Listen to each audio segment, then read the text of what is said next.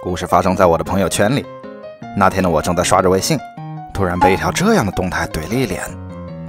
你们看看这块肉，玲珑剔透，整整齐齐，四四方方，简直是结合了刀工、火候和食材的极品之作。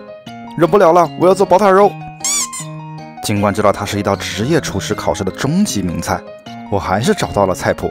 过程看起来并不复杂，就是煮熟五花肉，切成长方体，冻成一砖块，从外削到里，一刀接一刀，完全不断线，最后堆成宝塔的形状就好了。好像不是很难的样子，我会了。自从做了酸菜鱼，我就感觉到了菜刀的力不从心。面对宝塔肉的挑战，我必须要把它打造成殿堂级别的屠龙宝刀，才不至于让它在五花肉面前丢人。然后打磨完美的猪皮，大幅提升菜品等级，手持喷枪与猪毛为敌，才能让宝塔高耸威仪。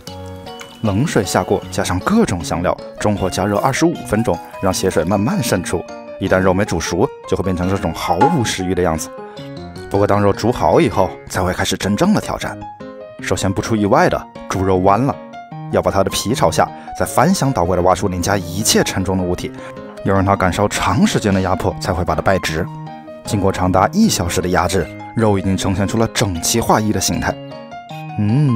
一切都是如此的顺利，我仿佛看见了它散发着诱人的金黄，那是属于强者的光芒。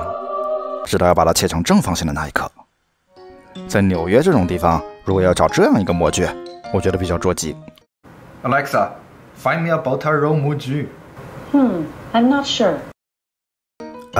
果然不行。好吧，找一个这样普通的金字塔模具应该也能凑合。但是你要不要缩水的这么彻底啊？连9厘米都不够了喂！算了，切小一点点应该也是没问题的。一切还在计划之中，一切还是那么完美。肉必须先在冰箱里冻上4个小时，所以先做个梅干菜内馅儿吧。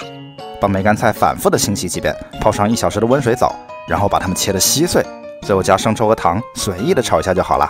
毕竟肉才是真正的主角，梅干菜什么的，只要负责填满它的身体就行了。拿出肉块，一刀下去，干净利落，毫无锯齿，2刀出手，整齐划一，切线笔直，每一刀都是标准的3毫米。果然没有想象的困难吧？我仿佛看见了它散发着诱人的金黄，那是属于强者的光芒。等等，好像有点不对，这猪皮怎么不到5分钟就软掉了？软软的猪皮毫无韧性，移动的菜刀拒不听命，下手的动作无比艰辛，看似沉着冷静，实则败局已定。一番挣扎以后，它终于呈现出了这种狗啃的形状。好歹也是自己切的，还是中火蒸上1个小时吧。至于模具太矮装不下肉什么的，已经不重要了。抱着最后的希望打开，定睛一看，你看看它现在的样子，绵软的城墙，残破的墙壁，凹凸不平的内心，迷之形状的盘旋，是不是像极了？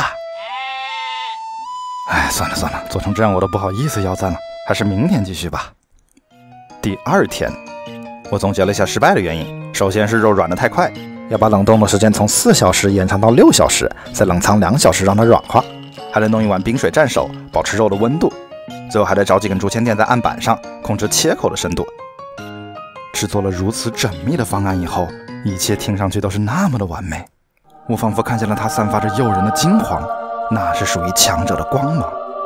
心态要平和，下刀得稳健，一气呵成，一切到底，毫不停顿。计划是美好的，而现实却是……抽筋了！我又切出了一份螺旋狗啃式五花肉。这种大师级别的菜品果然不是我等凡夫俗子能够仰望的。我好像挑战失败了，要不下次还是换个简单点的吧。谢谢大家，我是大碗拿铁，我们下。自己立下的挑战，流着泪也要硬刚到底。我卖掉了家里的一座矿，换了一块巨大的五花肉。失败那么多次以后，我知道自己的刀工还要磨练，就像学生时期偏科的你一样，即使不愿意承认，却也知道自己的不足。搜出笔下那一道道整齐的网络，画出了自己与大师之间的差距，也画出了自己对完美的执着追求。紧紧相扣的刀痕，刻画着我不断的努力；精心改造的模具，展示着我最后的倔强。即使最后失败，也不会遗憾，至少我付出了最好的自己。成功就是这样，在一瞬间，命运改变了，肉片开始变得完美，卷起来结结实实；模具开始展现雏形，塞起来满满当当；蒸汽开始刺激味蕾，闻起来香香甜甜。宝塔肉完成。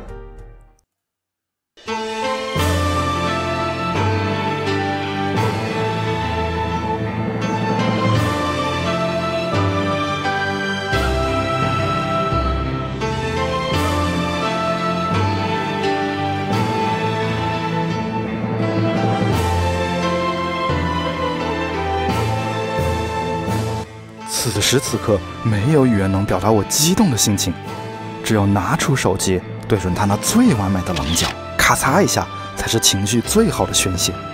轻轻地夹起筷子，肉质软烂，汁水十足，香醇浓厚，混杂着一丝辛苦付出的泪水味道。啊，这不就是传说中的和梅菜扣肉一模一样的味道吗？谢谢大家，如果喜欢这份励志的宝塔肉，就给我来一个点赞、投币、关注3连吧。我是大碗拿铁，我们下期再见啦。哎，还剩这么多五花肉，怎么吃啊？